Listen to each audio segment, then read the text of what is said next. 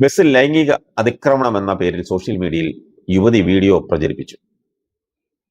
അതിന്റെ പിന്നാലെ കോഴിക്കോട് ഗോവിന്ദപുരം സ്വദേശിയായ ദീപക് 38 വയസ്സുള്ള യുവാവ് ജീവനൊടുക്കി.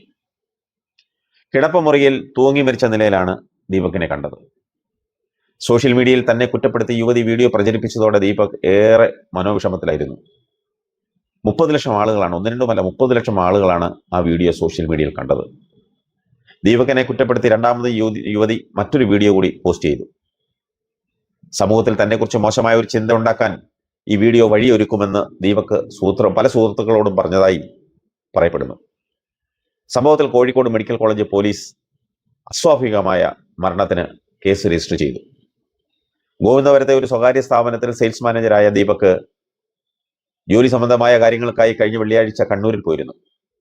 തിരക്കുള്ള ബസ്സിൽ ദീപക് ലൈംഗിക അതിക്രമം കാണിച്ചെന്ന് ആരോപിച്ചാണ് യുവതി സെൽഫി വീഡിയോ പകർത്തിയത്.